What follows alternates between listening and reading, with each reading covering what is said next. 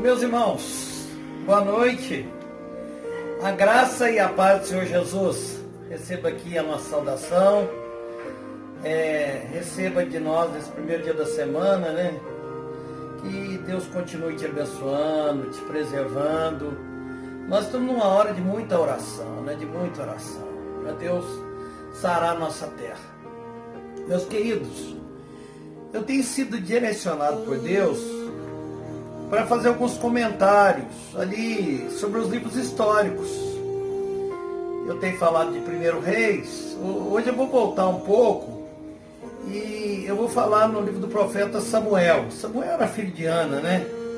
Foi um profeta usadíssimo por Deus, teve o prazer de ungir o primeiro rei de Israel, e Saul, e também o rei Davi. Mas eu quero falar hoje sobre Saul. O rei Saul, ele era da tribo de Benjamim, né?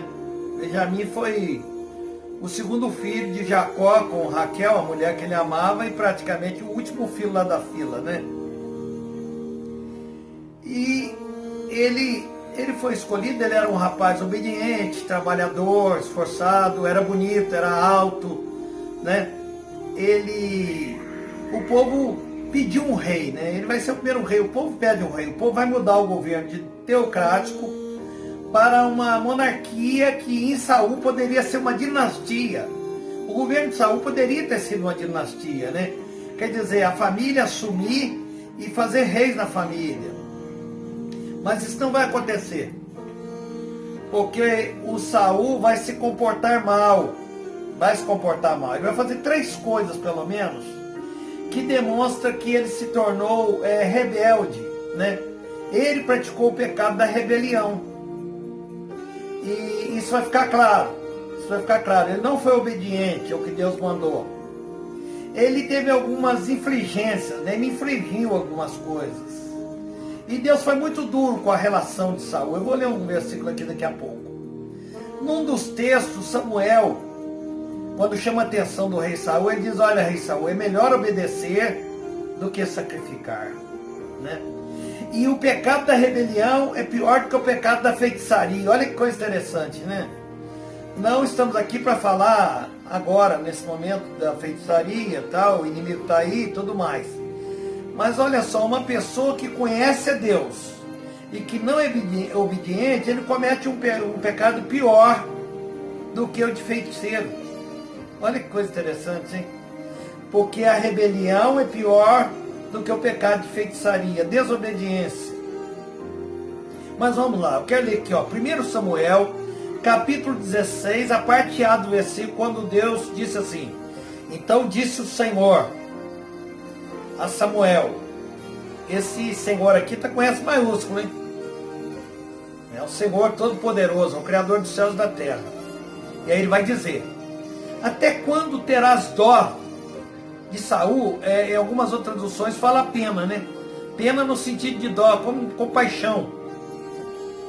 Havendo eu rejeitado, para que não reine sobre Israel? Eu vou ficar até por aqui. Então, olha só, Deus diz assim: olha, até quando você vai ficar orando por ele? Até quando você vai ficar pedindo por ele? Eu não quero mais ele como rei. É o seguinte, o rei Saul, pelo menos, ele mostra 3 erros gravíssimos em relação à sua vida. Primeira coisa, o rei Saul foi levantado para cuidar da política e da área militar do país. O profeta Samuel era profeta e sacerdote. E ele estava ali para orientar a questão espiritual do povo. Então o primeiro pecado do rei Saul foi o seguinte: o Samuel ia ter que viajar, ter que cumprir algumas coisas fora, alguns compromissos, e ele falou para o Saul assim: olha, Saul, eu vou viajar, mas deixa tudo preparado que eu vou voltar próximo lá do dia tal, e para eu sacrificar, fazer o sacrifício a Deus. Mas sabe o que aconteceu? O rei Saul Foi passando os dias, acho que ele achou que o profeta estava demorando. E ele vai fazer uma coisa interessante, né? As pessoas hoje colocam a culpa no governo, né? De coisas que lhe faltam.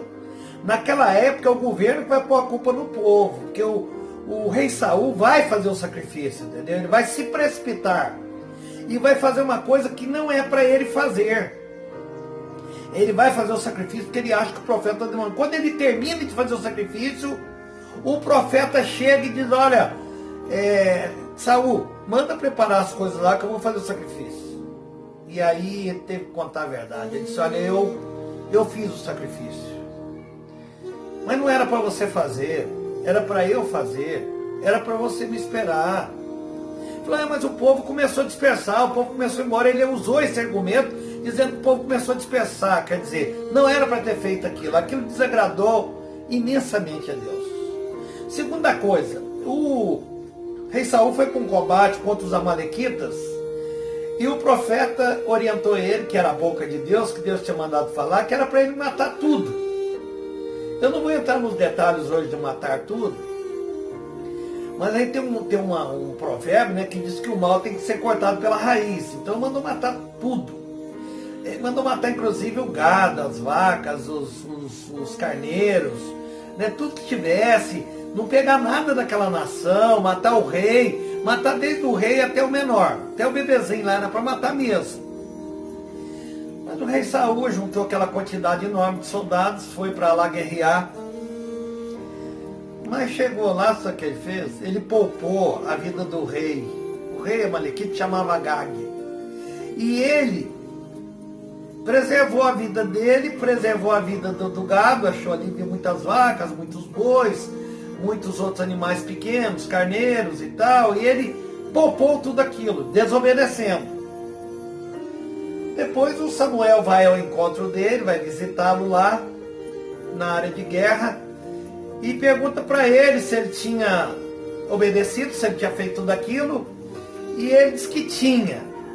Mas o profeta dali a pouco começou a ouvir, ele disse assim: ô rei, eu estou ouvindo um balido aí de carneiro, de ovelha, estou ouvindo uns balidos aí, e estou ouvindo uns mugidos de vaca, de boi.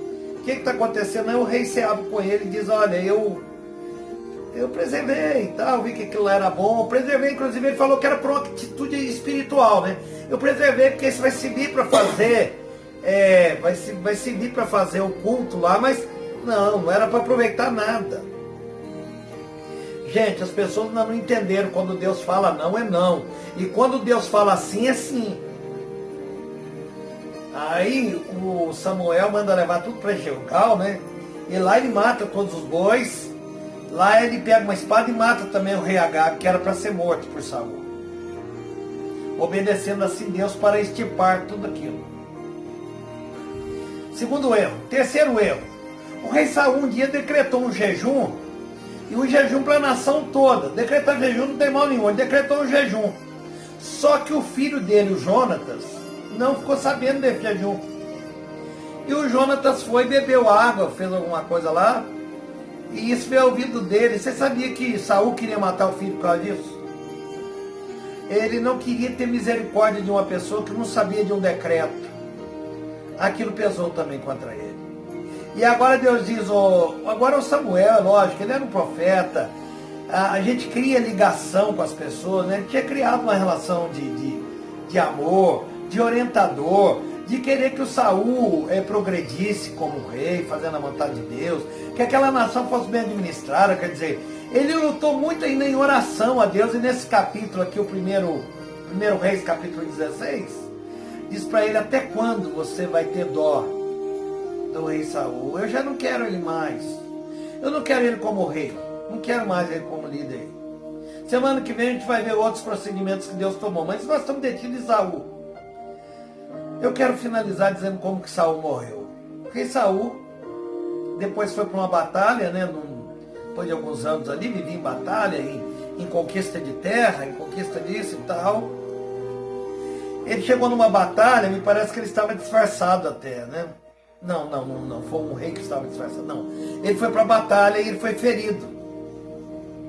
E ele pediu para o escudeiro dele enfiar a lança dele. nele, né? Quer dizer, uma coisa difícil também, né? Enfiou a lança aqui em mim, o próprio escudeiro dele, que carregava as armas dele. E acredito que o escudeiro não teve coragem, e o escudeiro estava com a lança segura, ele pulou em cima da lança. Quer dizer, foi um suicídio, né? Naquele dia ele morreu Jonatas também. Quer dizer, Saul também se suicidou, né? É muito triste, né? Muito triste isso, né? Muito triste. Terminou assim por quê? Porque desobedeceu. Terminou assim porque isso é o perigo da soberba, o perigo do orgulho, o perigo dos homens crescerem, né? Diz que se a gente quiser conhecer um homem, dê poder a ele, dê dinheiro a ele, você vai conhecê-lo. E os homens geralmente se decepcionam Deus. Querido Deus e Pai, Senhor, abençoe aqueles que nos veem e abençoe aqueles que nos ouvem, Senhor. Proteja-nos dessa enfermidade que está chegando a números, Senhor, incalculáveis. Senhor, repreenda todo colapso dessa doença, Senhor. Proteja aqueles que te servem, aqueles que hão de te servir, e aqueles que têm uma vida de servido, te louvando, te adorando, te devotando a sua vida, dando a Deus a sua própria vida em primeiro lugar. E uma pessoa que dá a sua vida, ele dá a sua casa, ele dá o seu carro, ele dá a sua família, ele dá as suas roupas, tudo que ele tem está à disponibilidade de Deus. Ele entrega seu dízimo, a sua oferta, Senhor, meu Deus. Ele não tem a mão fechada para o teu reino. Senhor, abençoa todos aqueles que nos veem e nos ouvem. Abençoa aqueles que têm se comportado como ovelhas do Senhor. Ó Senhor, abençoa, Senhor, em nome de Jesus. Amém.